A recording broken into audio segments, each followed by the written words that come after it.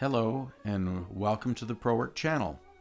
Today we're going to discuss 5 life hacks that you can get from the book Happiness and Well-Being Through Balance and Progress, the PROWIRC Method.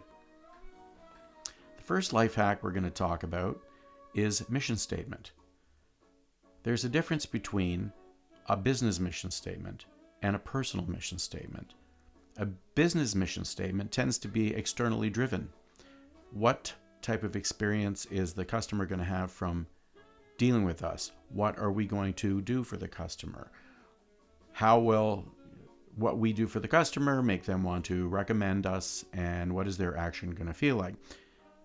And a personal mission statement needs to be internally driven. What lifestyle do I want? How do I want my life to serve me? How would I like to live my life each day? And how would I like that to feel? This is something more reflective of your ideals than your current goals or ideas. That's the first hack. The second one is that your goals should be able to pass the acid test of your mission statement at any time. So when you're looking at something to do, a new direction, something you want to shoot for, a new personal best in some area that you want to go to, think to yourself, great, okay, now I want to take this and I want to look at my mission statement, the description that I've made about how I would like my life to feel and how I would like my lifestyle to be. And if I'm pursuing that goal, am I going to have that feeling? Is that the experience that I'm going to have from that? If not, maybe that goal is a little off track for me. Maybe that's a goal that's a bit of a wild goose chase that's going to take a lot of my personal energy and time and actually doesn't relate to the way I would like to live my life. Also, on the topic of goals, we cover methods in the book where you actually take your goals, and also in the workbook, and then you go deeper on the goals. You can take goals that you've had in the past and goals that you still have and work toward what is my actual motivation when I'm pursuing this goal? What experience am I looking to have? What is the reason for that? How would I like that if I achieve that goal? How do I want that experience and that achievement of that goal to affect me and in my life? And when you take the time to go over your goals in that way, you can come up with your motivations, and you can utilize those motivations to also refine your personal mission statement. Again, these are ideas that are actually to do with your ideals. So in other words, in your life, goals will change over time. Some things that are really interesting to you at a certain time in your life are going to be less interesting later. And you will have flavors of the year, flavors of the decade, flavors of the month that come and go. Those are your goals. Your actual personal mission statement should be something pretty consistent throughout your life. You can refine it, but the truth of it is, once you have a good feeling for the lifestyle that you're actually looking for and the way you like to spend your time and experience your life, you'll really be on a path of congruent path, and put that together with your goals and make a lot of progress. The third life hack from the book is that balance is important. So in the PROWIRC method, we have 7 areas of your life, being power, relationships, organization, wealth, image, relaxation, and creativity.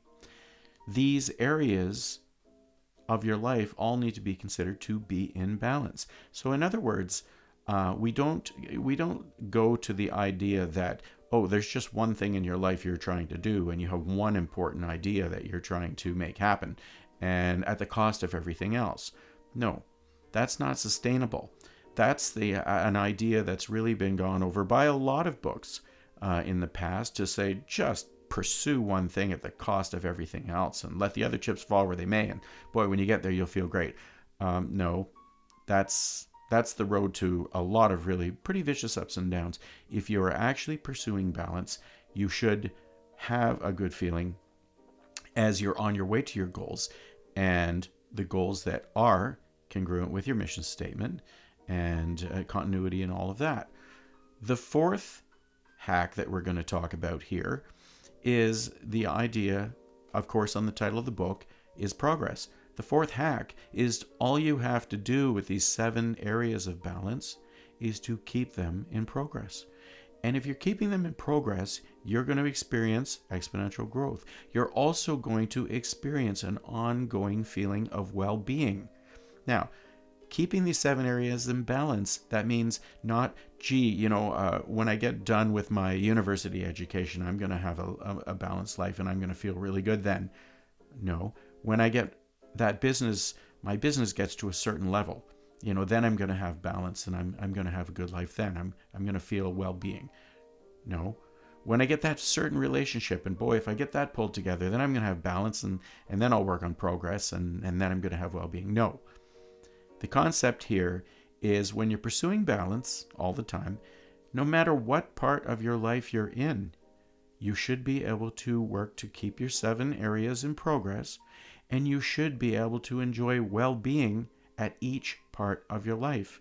If you're actually working on a thing that is taking away your well-being, that is exhausting you or wearing you out or wearing you down, to the point that you're having a hard time going along and you're not feeling a sense of well-being, you're not approaching that correctly. Either there's something really out of continuity with your mission statement in the goal, or the way you're going about the goal is so single-minded that you're leaving other areas of your life to sort of fall to ruin, and these things are taking away your well-being. And subsequently, you're waiting for that future day when you're going to feel good, and that's just not the way to go. And the 5th life hack that we get from the book, Happiness and Well-Being Through Balance and Progress, the PROWIRC Method, is the power of your creativity and how to actually use the power of your creativity, what it is, and how to invoke it, how to, when you're using the power of your creativity, how to let it kick in, how to get to the clean water, how to get your creativity really flowing. There's actual methods in there and exercises and ideas. And, just to suggest, one of the things is that we come up with time periods where you say, great, I need to come up with some creative ideas here or a creative project. And instead of just trying to come up with a good one, which really stifles your creativity in every way, we take a time period to say, I'm going to take 10 minutes to come up with ideas here. And then we just scroll them off as fast as we can, giving our creativity a chance to kick in and, to really get to the powerful ideas that are, available to us from actually using the power of creativity, and not by just simply pushing our conscious psyche to come up with a good idea on the spur of the moment. So there's 5 life hacks that I think will do you very well from the book Happiness and Well-Being Through Balance and Progress, the PROWIRC Method.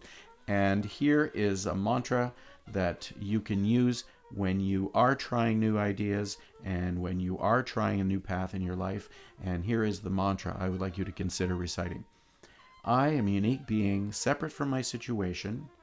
I possess the godlike power of creativity, and I choose the power of creativity and thankfulness over fear, apprehension, and anxiety every minute of every day. Thanks for coming out today to the PROWIRC channel. I hope you got something from these life hacks. I hope you will consider using that mantra.